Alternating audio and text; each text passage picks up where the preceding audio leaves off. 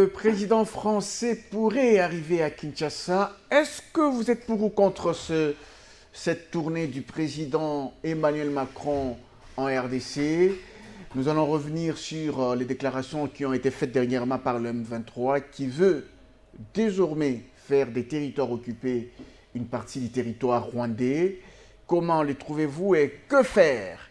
Nous allons parler des élections 2023. Le président de la République a semblé annoncer déjà un glissement lorsqu'il dit que la situation sécuritaire dans l'Est pourrait hypothéquer les élections de décembre 2023. Notre invité ce soir, Monsieur Maurice Likouo. Bonsoir. Bonsoir, Monsieur Ambroise. Merci pour l'invitation.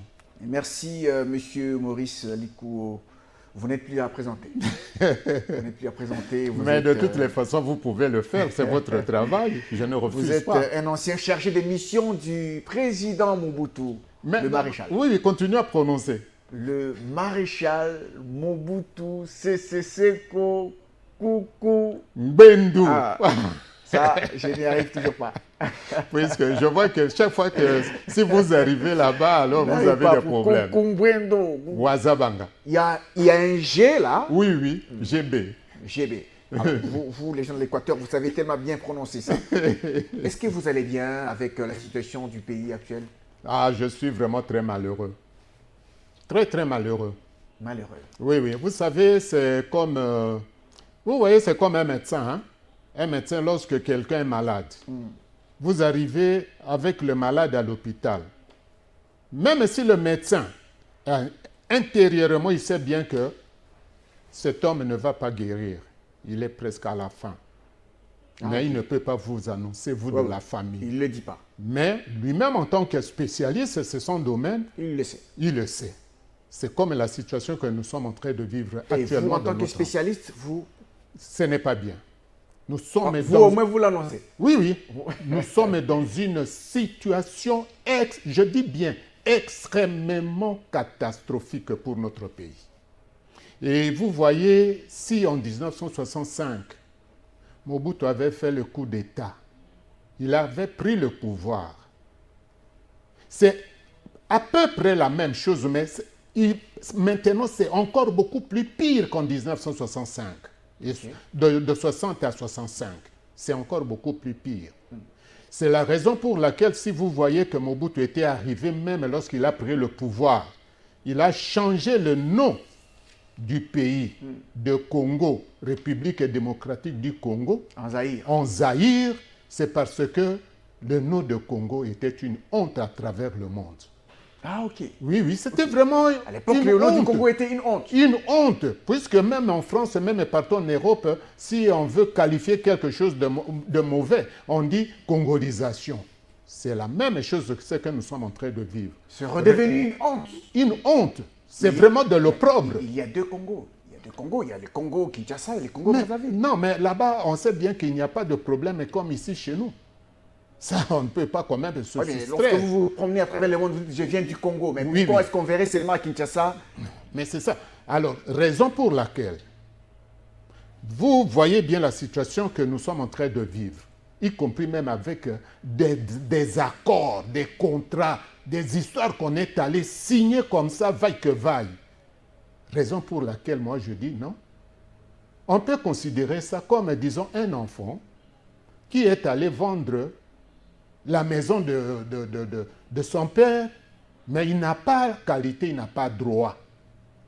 Alors maintenant, le papa dit, mais vous avez signé, vous avez versé de l'argent auprès de cet enfant. Mais ce n'est pas sa propriété, ça c'est ma propriété. Alors, raison pour laquelle moi je propose, et je vais proposer même à l'Assemblée, qu'on puisse changer le nom du pays.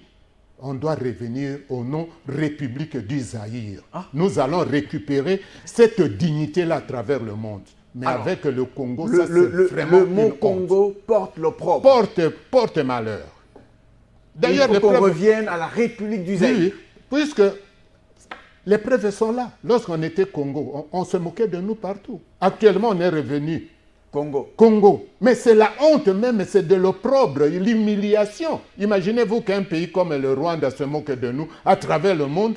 Et notre président se plaint partout. Un président de la République du Zaïre doit se plaindre parce que le petit Rwanda l'a attaqué. Alors, vous voyez pourquoi moi je dis qu'on doit revenir qu'on revienne au Zaïre. Au nom Zaïre. Comme ça, ceux qui ont signé des accords au nom du Congo, ils vont résoudre leurs problèmes avec ceux qui ont signé des accords. Mais le mot Zaïre va nous ramener un peu dans la nostalgie du maréchal Mobutu. Bon, ça ne fait rien. Mais je crois bien que même actuellement... Positive ou négative par rapport à ce qu'on appelait dictature. Mais vous êtes journaliste, vous vivez avec la population. Je crois bien qu'aujourd'hui, si vous essayez de critiquer Mobutu quelque part, vous risquez même qu'on vous tabasse. Vrai ou faux? Et surtout à l'Est. Je dis bien à l'Est. Et votre émission est suivie partout. À l'Est, si vous osez insulter ou critiquer le maréchal Mobutu, on vous tue. Donc, vous allez demander à l'Assemblée nationale, au Parlement. Oui, au Parlement. Congrès, de revenir sur le nom Congo. Zaïre. On revient à l'appellation Zaïre. Le nom Congo, c'est vraiment une honte. Alors, mais la situation sécuritaire, puisque vous en parlez, elle est un peu préoccupante avec... le M23 qui semble de plus en plus se dévoiler, avec ses déclarations tendant à faire des territoires occupés, une partie du territoire rwandais, une partie du Rwanda, comme si on veut greffer les territoires occupés au Rwanda. Pourtant, vous aviez déjà à un moment, je vous avais reçu sur ce plateau, vous parliez des zones tampons, vous avez plusieurs fois. Et maintenant, qu'est-ce que vous en pensez? Et pourquoi les autres pays africains ne nous aident même pas? Bon, je commence tout d'abord par la dernière question que vous posez là. Pourquoi d'autres pays africains ne nous aident pas, surtout les pays francophones? Je vous donne un exemple. Un exemple, par exemple, vous voyez qu'en Europe, souvent, toutes les maisons sont assurées. Il y a l'assurance, vous payez l'assurance. C'est comme l'assurance vie aussi. Alors, vous, propriétaire de la maison, vous voulez jouer un jeu pour que vous puissiez toucher la prime d'assurance. Vous brûlez vous-même votre propre maison. Mais les voisins sont en train de voir. Maintenant, tu sors dans la rue pour crier « Oh, la maison se brûle, venez !» Et aucun voisin ne vient. Parce que les voisins savent très bien que c'est vous-même qui avez brûlé la maison. C'est une métaphore que vous avez utilisée. Effectivement. C'est une métaphore. Effectivement. Vous voulez dire que les Congolais eux-mêmes ont brûlé le pays? Pas les Congolais, parce que toi aussi tu es Congolais. Ah, ok. Excusez-moi de vous dire, tu es sur le plateau. Pas tous, hein? Vous, non. C'est-à-dire, on sait très bien que c'est un tel qui a brûlé. C'est-à-dire que c'est un tel. Oui, c'est lui le pyromane avec son groupe. Alors même si vous criez, les gens ne viennent pas vous aider parce qu'ils savent bien que pour gagner la prime d'assurance. On vous laisse. Vous connaissez son nom? Mais vous les connaissez? Vous les connaissez. Et c'est qui? Qu'est-ce qu'il a fait? Est-ce que vraiment le Rwanda peut se moquer de nous? Vraiment le Rwanda. D'ailleurs, un instant, puisqu'on anticipe certaines choses, je vous dis bien certaines choses, je soulève une parenthèse. Lorsqu'on arrivera vers la campagne électorale, vous verrez, nos amis de la PARECO disposent des éléments filmés qu'ils vont balancer. De quoi? Mais sur beaucoup de choses. Sur beaucoup de choses. Et vous allez voir que parfois, ce que nous-mêmes nous sommes en train de chanter partout, nous sommes responsables de tout ça. Ça signifie que si les autres pays africains ne nous aident pas dans l'agression dont on est victime, oui, c'est parce qu'il y a certains Congolais qui n'aiment pas le Congo. Qui n'aiment pas le Congo et qui ont posé certains actes effectivement, qui ont plongé le pays dans la situation actuelle. Et les voisins, ou bien les pays africains le savent eux aussi. Oui, ils le savent. Mais comment est-ce qu'on peut intervenir dans la situation? Alors situation? que lui-même, il cherche la prime. Pour gagner la prime d'assurance, il a brûlé sa propre maison. C'est comme ça que moi je vous... Il s'agit de qui, M. Maurice? Non. Il s'agit de qui? Qu'est-ce qu'il a fait concrètement? Moi, je vous dis, est-ce que vraiment le Rwanda... Parce que ça, tout le monde en parle. Tout le monde. Et c'est comme ça que je vous dis, même la PARECO va vous faire sortir les images filmées lorsque Général Mayel, à cette époque-là, il était encore major. avait maté l'APR de Kagame et ses troupes en une journée. Mais aujourd'hui, ce sont les mêmes APR avec Kagame que nous allons partout nous plaindre. Oh, les Rwandais nous attaquent, les Rwandais nous a fait ceci, les M23. Est-ce que vraiment vous ne trouvez pas que c'est vraiment de la honte, c'est de l'injure? C'est même ridicule. C'est ridicule. Alors, on va parler en plus de ça, puisque vous avez parlé du problème de la zone tampon, oui. Avant qu'on arrive même à ça, avant que toutes ces troupes-là arrivent ici chez nous, vous, journalistes, même si je ne peux pas vous prendre à témoin, mais c'est vous qui avez dirigé cette émission. Combien de fois moi et vous, nous avons soulevé ce problème de zone tampon? Nous avions déjà démontré le danger d'avoir les troupes étrangères, surtout anglophones, ici chez nous. Mais ça, c'est pas concrétisé. Mais écoutez, je vous donne quand même une certaine information. Est-ce qu'il y a le désordre dans la ville de Kisangani? Vous avez entendu qu'il y a des désordres dans la ville de Kisangani? Non. Mais que font les troupes du Kenya depuis la semaine passée? Ils sont arrivés là-bas avec leur matériel. Qu'est-ce qu'ils sont allés faire? À Kisangani? Oui. Hein? Qu'est-ce qu'ils sont allés faire? Bon, une stratégie militaire. Une stratégie militaire peut-être que nous on ignore. Vous-même, vous voyez bien, tous les voisins, là où il y a leurs frontières, ils se sont déjà partagés les zones où ils doivent occuper. Et vous trouvez ça, que c'est de la blague. Et ce sont nos populations qui sont en train de se plaindre. C'est qu'alors, il y a quelque chose que vous ne voulez pas dévoiler. Il y a quelque chose qu'on ne veut pas dévoiler. Oui, mais c'est comme ça que moi je dis, mais après tout, vous avez brûlé votre propre maison et vous cherchez pour gagner la prime d'assurance et puis vous allez crier auprès des voisins, Boya, Boya, la maison brûle, Boya, Kouedenga. Mais toi-même, tu as brûlé la maison. Oui, vous savez que le président de la République a dit dernièrement à la communauté congolaise vivant en Suisse que le Rwanda ne va pas gagner cette guerre. Il a rassuré les Congolais. Oui, vous savez, mais sur le terrain. Sur le terrain, les données sont contraires je crois bien aux déclarations. Je crois bien que les éléments que moi je vous ai fait parvenir dans votre compte de WhatsApp, la situation, la vraie situation de l'Est, puisqu'on ne peut pas mettre ça devant tout le monde. Mais vous, je vous ai envoyé ça, puisque nous avons des contacts partout. Hein? Ce que moi je dis, vous en tant que journaliste, comme vous disposez de ces éléments, vous ne pouvez pas le dire sur le plateau de télévision. Alors, il y a le président français Emmanuel Macron qui entame une tournée en Afrique au mois de mars.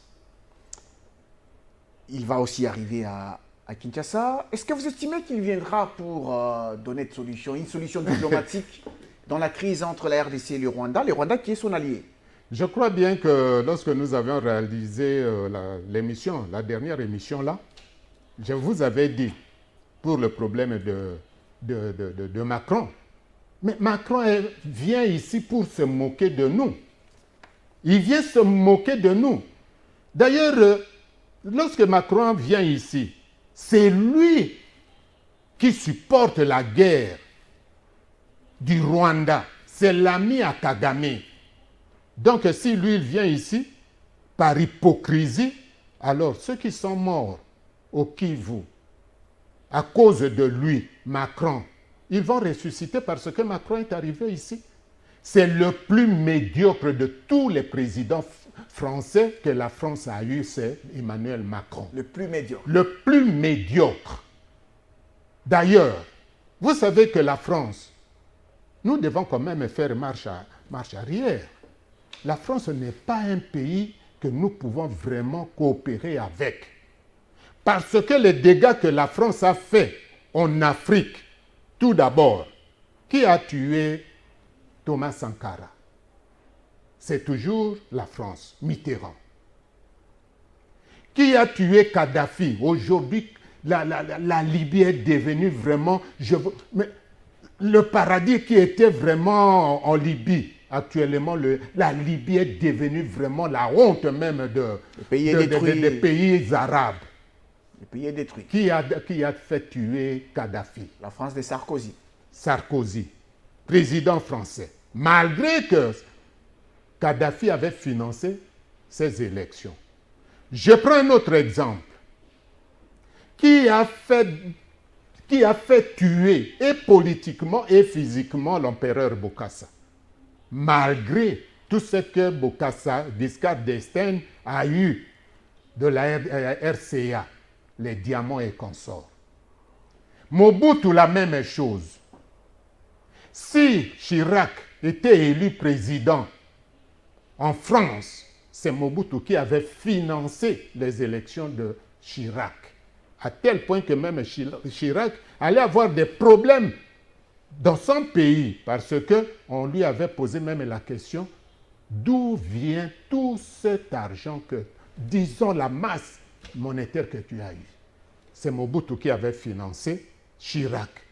Mais c'est Chirac qui était parmi les gens qui ont défenestré le maréchal Mobutu. Donc, je vous donne tous ces exemples pour vous éclairer vraiment qu'on ne peut pas accepter que Macron mette ses pieds ici. Il doit être humilié. Il doit être humilié. S'il le veut, excusez-moi, si Macron veut, mais il y a Congo-Brazza, qu'il aille trouver Sassou parce que la France, c'est Sassou qui les nourrit. Qu'il aille trouver le président de la... Un instant, ne me coupe pas. Qu'il aille trouver le président de la CEDEAO qui sont à son service et qui travaillent pour lui. Et tu sais pourquoi? Parce que tous ces présidents-là que moi je vous cite, ils ont accumulé des fortunes scandaleuses sur la tête de leur peuple. Ils sont allés cacher là-bas chez lui Macron. Et Macron les tient comme une arme de chantage. Ah, okay. Il suffit qu'il bouge un petit peu, il fait sortir cette arme. Et cette arme, c'est quoi? Bien mal acquis. Vous voyez? Alors, tous ces présidents-là ont peur de Macron. C'est comme ça que, même ce qui se passe ici chez nous, l'autre fois, vous aviez soulevé le problème de Brazza. Vous étiez étonné que Brazza, le Congo-Brazza, puisse être encore contre nous. Mais moi, je vous avais dit oui et non. Hein? Il vous souviendra. La question. Tout ça, ceux qui ont compris, ce sont les Gabonais. Je crois que, ou bien vous avez suivi même dans les réseaux sociaux. Ils ont compris quoi? Mais parce que tous les marabouts gabonais se sont réunis pour envoûter Macron qui ne mette pas ses pieds là-bas. Mais non, ne riez pas, c'était passé dans les réseaux sociaux, même à la télévision. Alors, pour l'envoûter. Pour l'envoûter. Pour qu'il ne vienne pas. Qu'il ne vienne pas parce qu'on ne veut pas de lui au Gabon. Vous voyez que Macron, qu'est-ce qu'on lui reproche au Gabon? Mais c'est justement comme au Mali, comme partout, on ne veut plus de France, on ne veut plus de Macron. Alors qu'est-ce que lui, il vient faire ici chez nous? Pour se moquer de nous après avoir tué nos frères. Ne vient-il pas trouver une solution diplomatique? Il vient se moquer de nous. Ah, il vient se moquer. Il vient de se moquer de nous. C'est comme quelqu'un, il tue votre frère et puis il vient au Matanga pour vous donner sa contribution. C'est-à-dire, c'est pour se moquer de vous. Vous voyez? Oui, il a changé. Peut-être qu'il a changé sa position. Macron ne... Écoutez, tout d'abord, si aujourd'hui la France, puisqu'on parle de la France, une grande puissance, n'eût été les colonies africaines que la France a colonisées et qui continuent à coloniser même ceux qui sont, qu'eux-mêmes appellent les territoires d'outre-mer, n'eût été toutes ces colonies, que vaut la France? Mais zéro. Alors, comment nous allons trouver la solution si ces gens-là ne peuvent pas nous aider?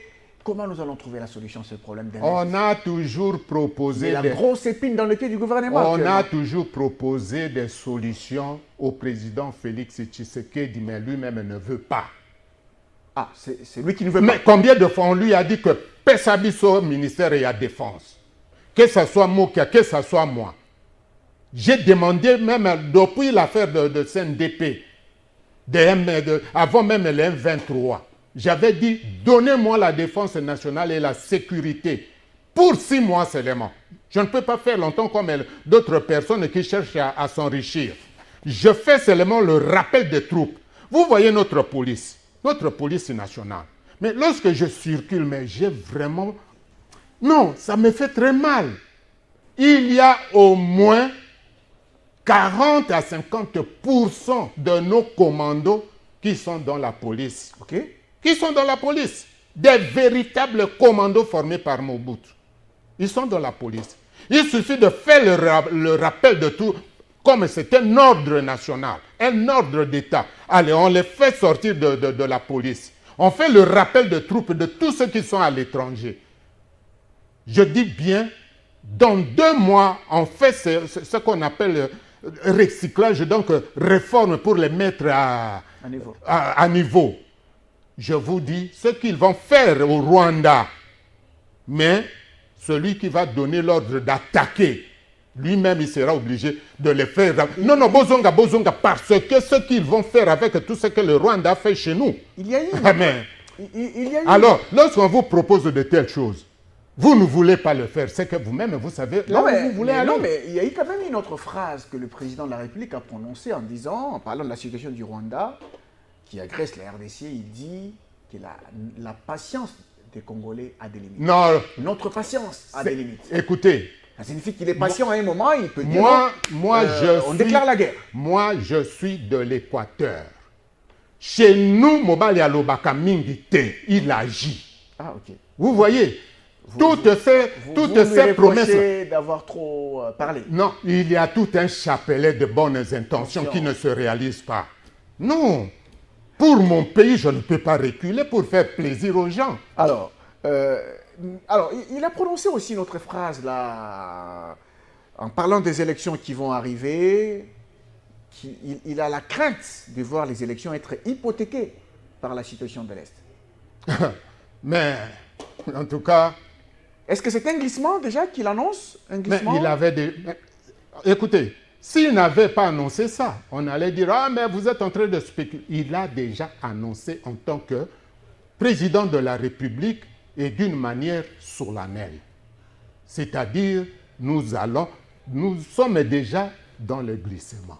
Nous sommes déjà dans le glissement. Parce qu'un chef de l'État ne se plaint jamais. Vous voyez Zelensky. Regardez comment est-ce que la Russie a détruit vraiment l'Ukraine. Toutes les villes. Suivez les images. Est-ce que vous avez vu Zelensky passer à la télévision ou bien dans les médias dire qu'il est en train de se plaindre?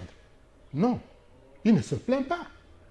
Parce qu'il est tout d'abord chef de l'État. Est-ce que ce n'est pas une évidence, M. Maurice Lico? Est-ce que ce n'est pas une évidence que les élections risquent d'être hypothéquées par la situation de l'Est? C'est déjà hypothéqué. Et je dis bien que, je vous prends à témoin, vous-même journaliste, parce que c'est l'émission que nous avons réalisée, nous deux dernièrement. Je vous avais donné, donc, disons, une image. J'ai dit, mais c'est comme vous,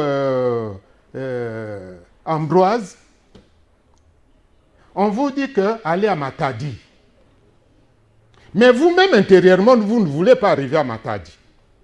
Mais vous ne pouvez pas le dire que je ne veux pas aller à Matadi. Alors, qu'est-ce que vous faites? Au lieu de mettre le plein dans votre voiture, vous mettez 10 litres dans votre voiture. Parce que vous savez très bien que lorsque vous allez arriver au niveau de lui là, vous allez tomber panne sèche. Donc vous n'arriverez pas à Matadi. Voilà votre intention. Et tous ces chapelets de mauvaises intentions, c'est maintenant clair. Donc il n'y aura pas des élections. Il n'y aura pas des élections. Tout ça, c'est du cinéma. Mais alors, s'il faut qu'il y ait élection, comment aller aux élections avec une partie du territoire national? Mais c'est justement, c'est ça, ça ne peut pas se faire. Parce que celui qui sera élu, puisque maintenant, disons les choses ouvertement, je crois que je venais de vous dire que je vous ai envoyé des éléments du front. Maintenant, les M23, si on dit M23, c'est-à-dire prenez le M23, qui est l'armée de Kagame, vous prenez aussi les troupes de votre EAC. Ils vont occuper maintenant Goma. ils ont déjà occupé toutes ces villes-là. Comment est-ce que alors un président doit réaliser les élections dans un territoire où une partie du territoire est occupée? Ça va poser problème. André Atundu a fait une tribune hier où il a dit que il ne faudra pas que les élections puissent en fait, confirmer la balkanisation du pays. Parce que si on organise les élections dans un certain nombre de territoires, mais justement, ceux-là, qu'est-ce qu'ils vont dire? Est-ce que vous serez le président aussi de ceux qui sont occupés là-bas? Alors c'est comme ça que... Alors, la solution dans ces cas, il ne faut pas organiser les élections. Mais la solution vient de qui? Des wagons ou de la locomotive?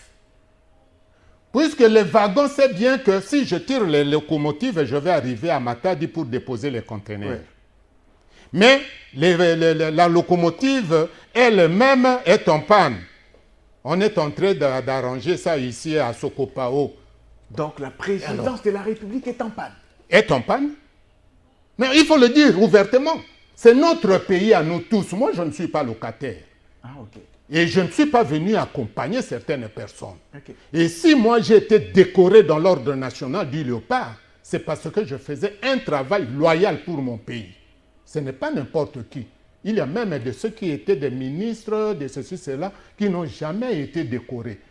Moi, on a joué l'hymne national pour moi, pour me décorer, pour des loyaux services. C'est-à-dire, c'est pour mon pays que je dis ça. Je ne peux pas dire que, oh voilà Ambroise, bon, voilà, je ne dis pas ça. Et demain matin, je vais encore regretter. Quel pays alors nous allons léguer à nos enfants? Une partie déjà balkanisée. C'est comme ça que s'il s'agit de mon pays, même si je te soutiens, mais si tu ne veux pas marcher pour mon pays, là, je ne peux pas dire que, oh non, Tikana épargné. Non, donc, la solution est là, vous ne voulez pas, vous-même. Vous ne voulez pas. Et dans l'hypothèse où il y aurait élection en décembre prochain... Il n'y en aura pas. Disons les choses. Mais les gens sont en train de se préparer aux élections. Disons quand même un petit mot, parce que les gens se préparent. Il y a déjà une sorte de campagne. Moi, il y a une sorte de campagne électorale. Une pré-campagne. Une pré-campagne que l'on sent déjà à travers les rues, ainsi de suite. C'est en rapport avec ces élections. Même mais si vous savez, oui, je vois, il y a... une pré-campagne, il y a même des gens qui avancent déjà des noms, ceci, cela. C'est comme ça que moi je vous dis, attendez, il y aura des surprises même pendant la campagne. La Pareco va vous sortir des preuves. Comment vous le savez? Comment vous le savez? Mais je suis de là. Ah, vous êtes de la Pareco? Mais parce que tous ceux qui sont dans la Pareco, ce sont mes collègues à moi. Ce sont des amis avec qui on a évolué. Ce sont des anciens agents ils ont préparé des boutades. Non, pas des vérités. Ah, des vérités. Des vérités. Hein? Pour vous dire, par exemple, je vous donne un exemple. Vous savez qui ont fait de Joseph Kabila ce qu'il est devenu. Et la force que Joseph Kabila a eu jusqu'à arriver, même à aller même au-delà des élections, même au glissement. Oui. Mais vous connaissez ce qui était à la base de tout ça. C'est qui? Mais ce sont les anciens collaborateurs du maréchal. Ça, je vous le dis, je ne cite pas leur nom.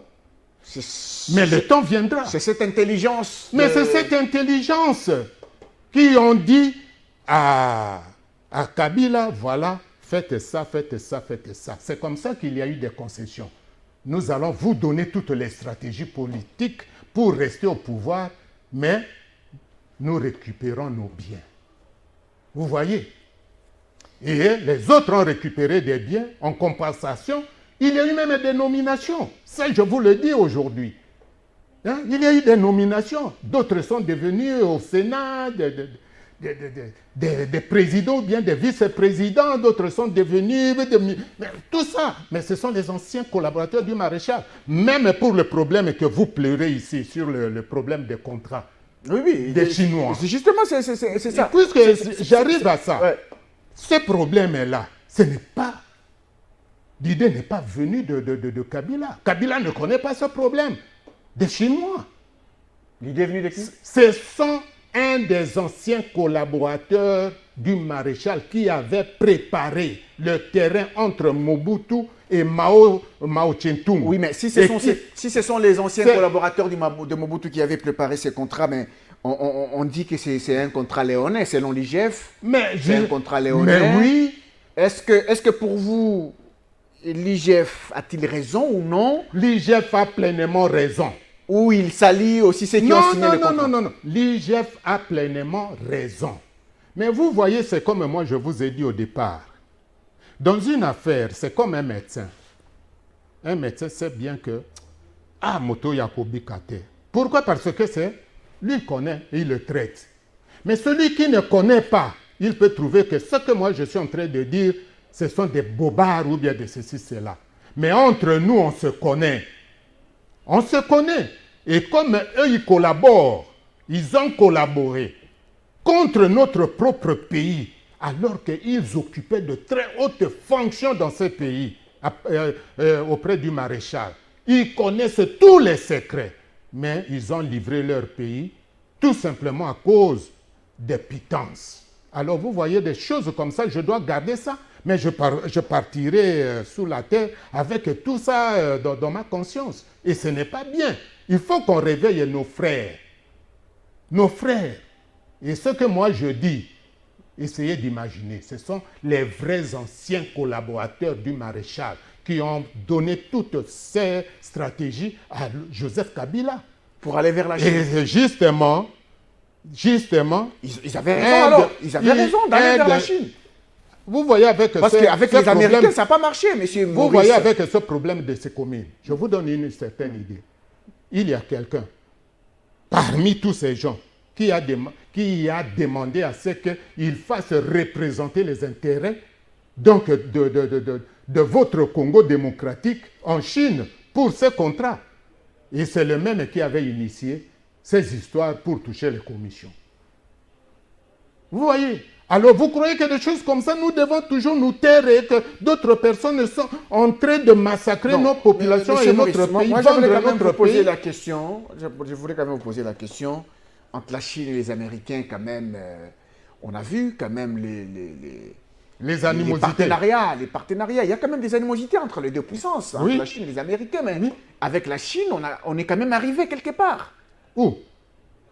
Il y a eu quand même du boom dans les secteurs miniers qui n'existaient pas auparavant. Mais écoutez. Du boom dans les secteurs miniers qui n'existaient pas auparavant. Ambroise, nous sommes en train de parler de notre pays. Nous ne devons pas faire des sentiments. Comme je vous ai dit, moi j'ai été décoré parce que je rendais des loyaux services. C'est-à-dire, si c'est rouge, c'est rouge. Si c'est vert, c'est vert. Si c'est blanc, c'est blanc. Avec les 9 milliards que vous aviez signés avec la Chine, que la Chine doit faire ceci, cela, construire comme ça. Qu'est-ce que la Chine a déjà construit ici chez nous? Regardez la ville de Kinshasa. Est-ce que ça, c'est vraiment la capitale? Est-ce que vous avez de route? Il n'y a pas de route ici à Kinshasa. En pleine capitale. Est-ce que vous avez vous avez quand même suivi le directeur général de l'ACGT, l'agence des grands travaux, l'agence congolaise de grands travaux à ce sujet? Il a quand même expliqué que le problème des infrastructures, il n'y avait pas d'études. D'abord, au début, il n'y avait pas d'études dans la partie congolaise. Il n'y avait pas une intelligence pour étudier. Il y avait quand même un besoin politique. Il y avait une demande politique qui voulait qu'on fasse quelque chose. Et ça, c'est en rapport avec les politiques et non avec la Chine. Bon, vous voyez, parce que nous sommes sur un plateau de télévision, il y a de ces choses que je dois quand même garder. Vous savez que, à l'époque, il y a une collaboratrice de cette affaire que vous dites, le directeur général avait amené à M. Mokia toute la situation, comment est-ce qu'on est en train d'exploiter notre pays d'une manière sauvage. Ah, on a expliqué à M. Mokia. Avec les documents, M. Mokia a pris cette fille-là, enfin madame, mais pour moi c'est une fille. Elle avait les soucis de son pays, l'a amenée quelque part, je ne cite pas, pour qu'on puisse trouver une solution le plus rapidement possible et puis arrêter avec ces affaires de contrat léonais, chinois, parce que nous sommes roulés dans la farine. Mais du fait que les Congolais qui n'aiment pas le Congo qui cherchent leurs intérêts personnels, se sont enrichis. Vous voyez? Alors, si IGF est en train de faire sortir ces histoires, ce n'est qu'un dixième sur tout ce qui se passe réellement. Parce qu'il y a à manger, à boire. La quantité de minerais que la Chine a exploité depuis la signature de ce contrat par rapport à ce qu'eux, ils ont fait ici chez nous. C'est comme si...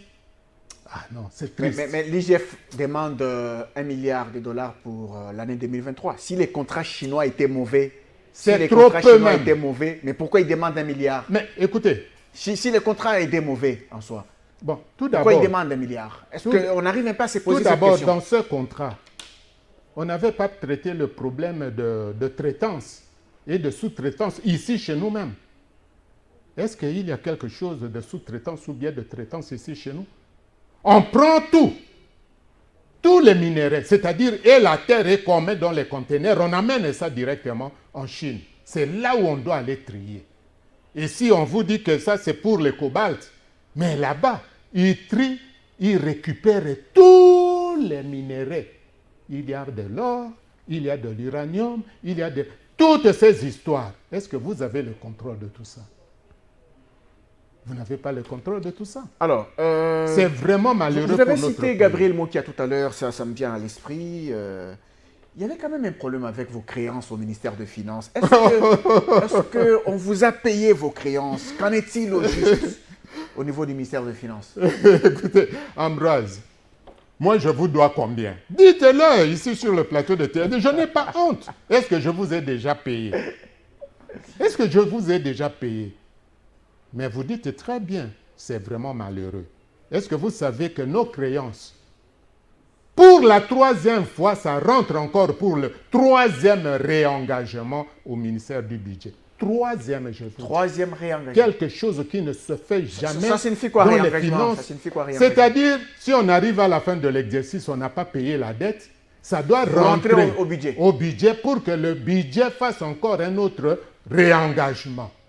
Et puis, ça passe maintenant sur le circuit jusqu'à la chaîne de dépenses, obtenir les DTO, et puis ça revient encore au ministère des Finances. Alors, ça, c'est la troisième fois. La troisième fois. Et vous savez... Troisième réengagement. Troisième réengagement. Ça signifie sur 3 années budgétaires. Oui, oui. Et vous savez pourquoi? C'est tout simplement parce que, comme Gabriel Mokia, chaque fois sur votre propre plateau de télévision, disait que qu'on lui donne le ministère de la Défense à Kagame na maboka kobeta ye makofi. Il se faisait appeler le général Gay. Oui, oui. Alors, à tel point que tous les Rwandais qui disent... Ça lui a créé des problèmes? Mais jusqu'aujourd'hui. Même moi aussi. Et vous savez, nous sommes vraiment convaincus. Parce que vous savez, hein, dans le renseignement,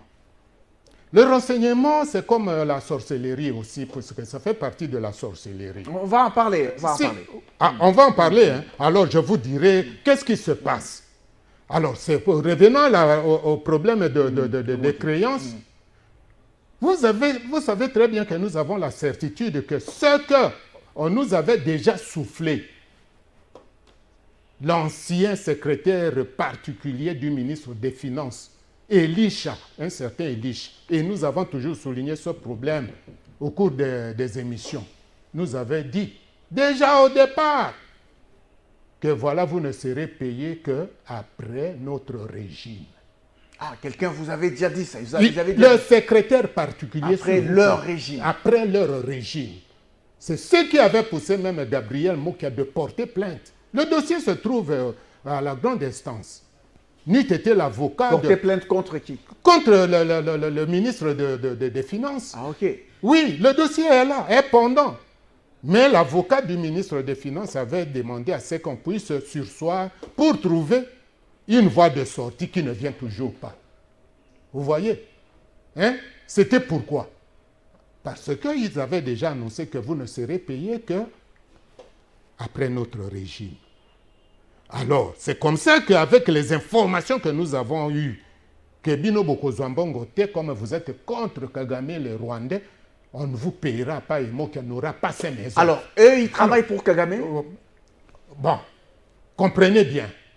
Lorsque quelqu'un vous dit que, comme vous êtes en train d'injurier Kagame et les Rwandais, vous ne serez payés qu'après notre régime. Après notre régime. C'est clair, non? Est-ce que j'ai mis de l'eau dans la bouche comme Basoda Balubakanatima à mon côté?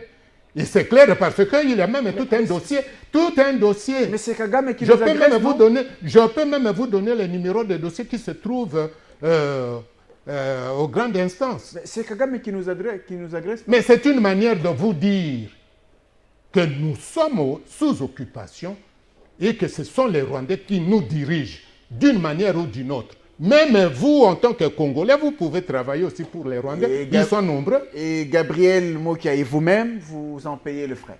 Nous en payons. Nous en payons. Nous sommes là. Troisième réengagement. Troisième réengagement. Quelque chose qui ne se réalise nulle part au monde pour les finances publiques.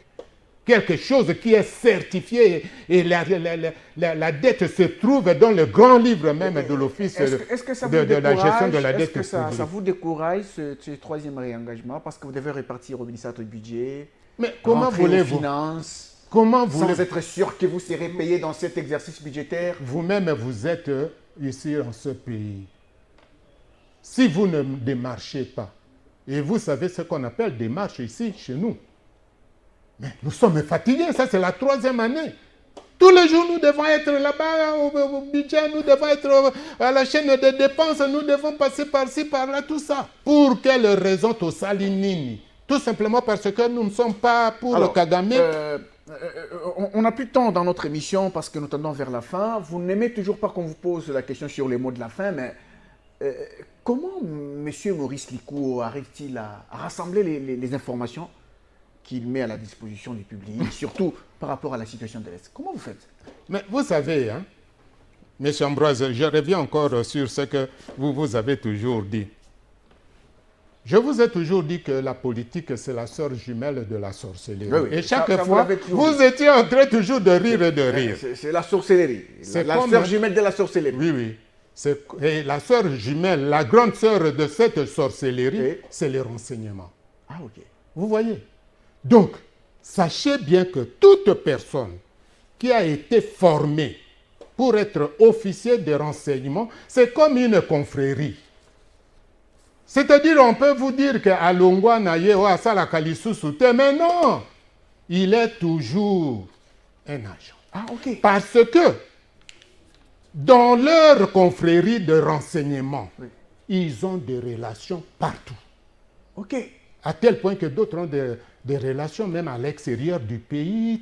Est-ce que vous savez que ce qu'on appelle le renseignement, c'est une marchandise aussi comme on vend tout ce qu'on vend dans les magasins? Oui. Le renseignement, c'est une marchandise aussi. Vous ne savez pas? Enfin, puisque vous n'êtes pas du domaine. Vous dépensez de l'argent pour avoir certains éléments. Oui, oui. Par exemple, moi, je suis ici. Oui. Je veux obtenir quelque chose de quelqu'un, par exemple, qui est soit à Londres. Mais j'appelle quelqu'un avec qui nous avons toujours été en contact. Je dis, faites-moi ça.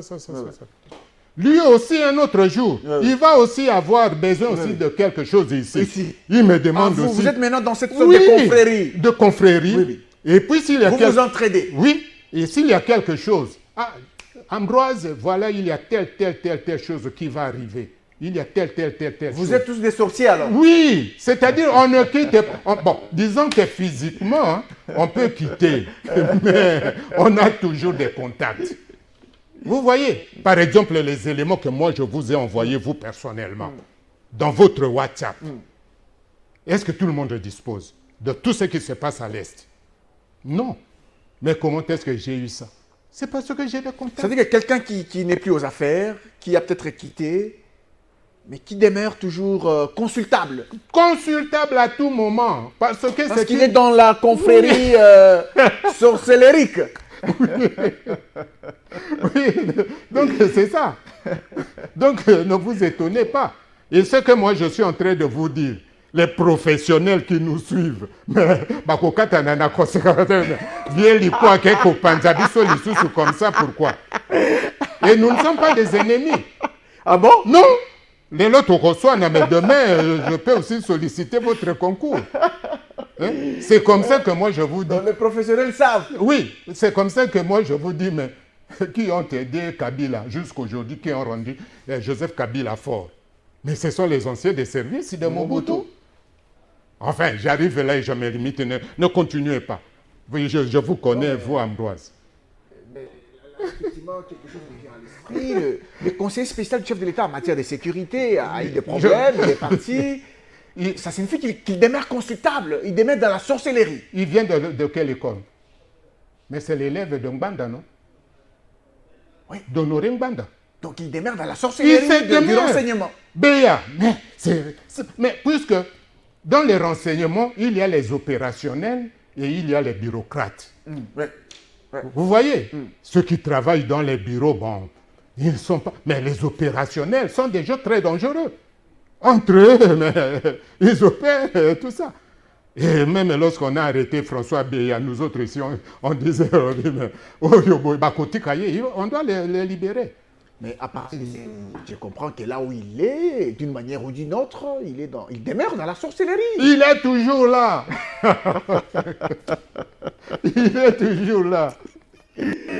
Parce que dans cette sorcellerie, on ne travaille pas seulement pour le pays, on travaille aussi pour d'autres. Mais il y a des pays qui sont des alliés, non? Ouais. On peut vous demander service aussi. On demande à votre chef, il dit, bon voilà, nous avons besoin d'un tel pour telle chose. Et vous opérez. Nous avons fini.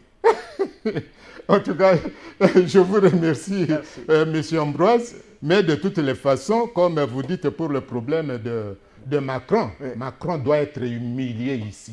Et notre pays, nous devons quitter la francophonie. C'est une honte pour nous parce que la francophonie appartient à Kagame. Nous devons quitter. Même les jeux de la francophonie qu'on voudrait organiser ici, nous devons saboter ça. Ça doit rentrer. Nous n'avons même plus besoin de tout ça. Voilà. Merci, ce que moi monsieur Maurice. Mais compatissons pour nos frères. Qui sont dans la partie est du pays. Donnez-nous la défense.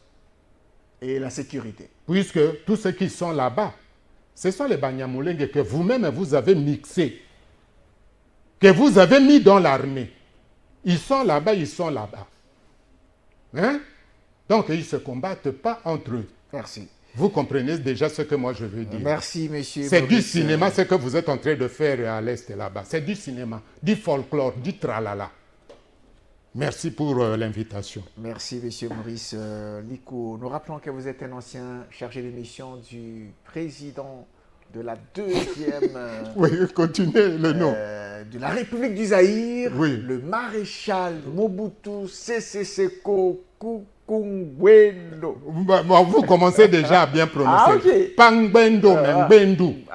Ça, je n'arrive pas. Kukungwendo Wazabanda. Voilà.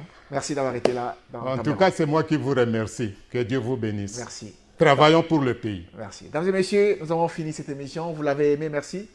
On vous retrouve prochainement pour d'autres numéros de Table Ronde. Au revoir. Table ronde, table ronde.